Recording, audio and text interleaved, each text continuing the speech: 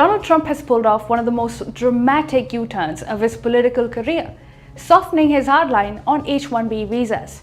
This isn't a small tweak. This is the same Trump who attacked H-1B in the first term and imposed a $100,000 fee in his second. His MAGA base is even more radical.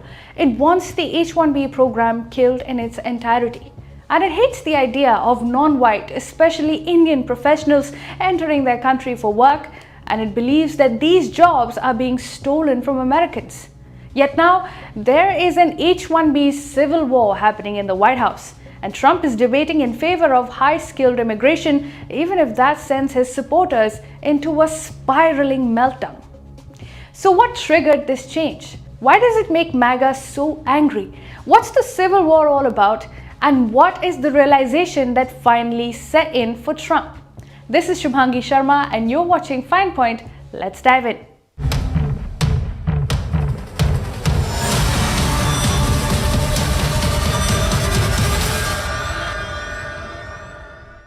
Let's start with the moment that sent Trump's MAGA base into a frenzy. Trump stood in front of global investors and said this: "You can't come in, open up a massive computer chip factory for billions and billions of dollars like is being done in Arizona and think you're going to hire people off an unemployment line to run it. They're going to have to bring thousands of people with them, and I'm going to welcome those people." Then he adds the line that sent his base into a meltdown. "I love my conservative friends, I love MAGA, but this is MAGA. And those people are going to teach our people how to make computer chips." A week ago, in an interview with Laura Ingraham of Fox News, he said the same thing rather bluntly. She asked if the H-1B visa is not going to be a priority for his administration. She said, "You cannot raise wages for Americans if you are flooding the country with tens of thousands or hundreds of thousands of foreign workers." To which Trump replied, "I agree, but you also have to bring in talent." But Laura insisted, "We have plenty of talented people here." To which Trump said the groundbreaking words, "No, you don't. No, you don't." And then he went on, "You don't have certain talents and people have to learn. You cannot take people off an unemployment line and say, 'I'm going to put you in a factory and we are going to make missiles.'" That was the pivot, the U-turn. This was the first on-air admission that America lacks the skilled workforce it needs. The blunt acknowledgement that if America wants chip fabs, EV plants, missile factories, and advanced manufacturing, it needs H-1B workers.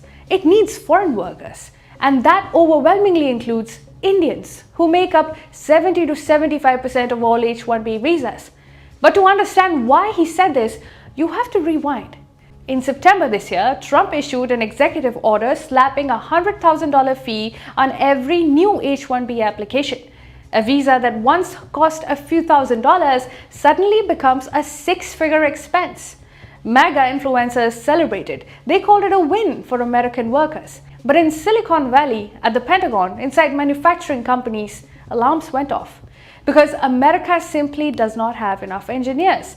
And not just IT engineers. Chip engineers, missile engineers, robotics engineers, AI engineers, people who know how to run a fab, calibrate a lithography machine, build a guidance system, or even set up automobile manufacturing.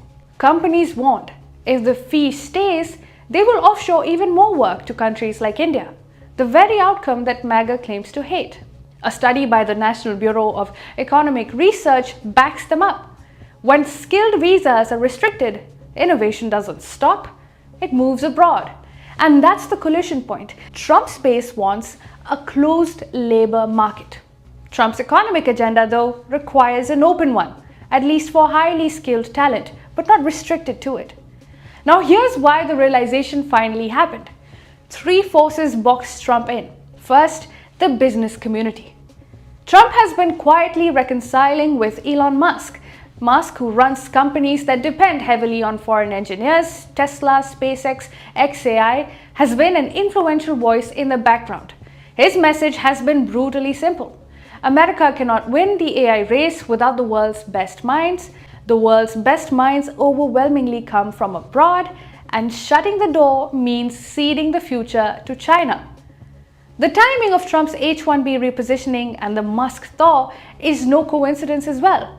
But it is not just Musk. Every major sector told Trump the same thing.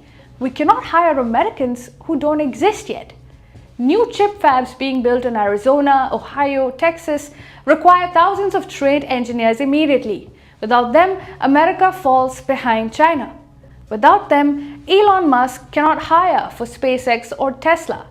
Without them, foreign manufacturers cannot even think of building factories in the US. And without them, America's manufacturing renaissance, something that Trump promised, collapses before it even begins. Now the second reason, Silicon Valley's direct warning. CEOs like Satya Nadella, Tim Cook, Sundar Pichai, and of course Elon Musk, who has recently reconciled with Trump, all delivered the same message.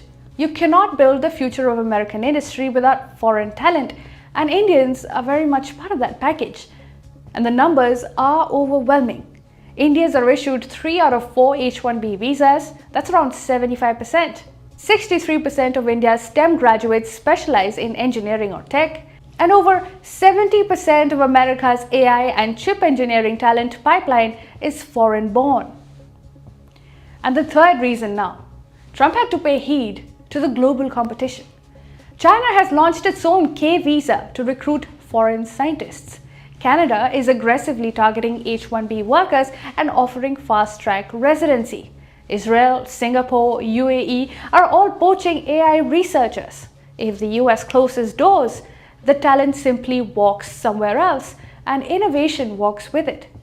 Trump realizes this now. His base does not, or it does not want to just yet. Trump's shift triggered an immediate revolt. Laura Loomer, Jack Posobiec, Marjorie Taylor Greene, Steve Bannon, Robbie Starbuck, these are all champions of the MAGA movement. But they all lashed out.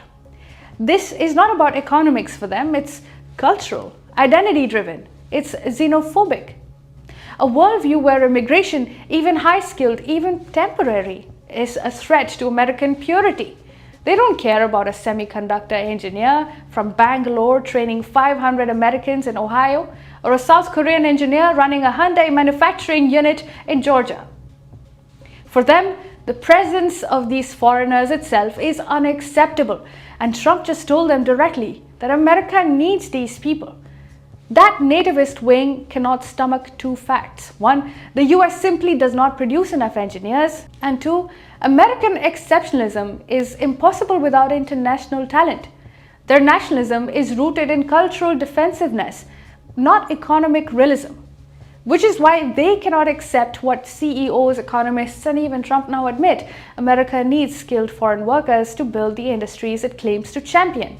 And there's a civil war ongoing inside the White House when it comes to this issue. The Daily Signal reports a split inside the administration. One faction wants to kill H-1B completely. The other wants to reform abuses but preserve elite talent. But both factions agree on one thing. Trump personally likes the H-1B concept for exceptional workers. Now, the $100,000 fee creates chaos. It makes hiring foreign engineers more expensive in the US and cheaper to hire them in India or elsewhere. It boosts offshoring abroad, and it punishes startups the most. Big companies can absorb the cost, but smaller innovators cannot. Which brings us to the question, are exemptions coming? Almost certainly, yes. Because Trump and his MAGA base can't have both at the same time. One, make everything in America, forcing both American and foreign companies to build units in America. And two, ban foreign workers who make that possible, be it for their talent or their effect on wages. Trump supporters think these goals coexist. Businesses know that they don't. And Trump just admitted that they don't. Trump's U-turn on high-skilled immigration exposes a hard truth. Industrial nationalism beats cultural nationalism. When forced to choose between MAGA ideology and the actual workforce required to build missile systems and 3-nanometer chips, Trump chose the workforce. He had no other choice, and here's what it means now for India. This is the moment India should be paying attention. American companies are already building research and development hubs in India, Offshoring will increase if visas stay expensive. India can capture a massive wave of investment and talent retention. Brain drain can become brain circulation. At the end of the day, India should remember this. Our engineers, our high-skilled professionals, our STEM researchers are essential to the future of global industry. We should cherish them, invest in them, build around them, because the world, even Trump's America, has conceded that they do matter.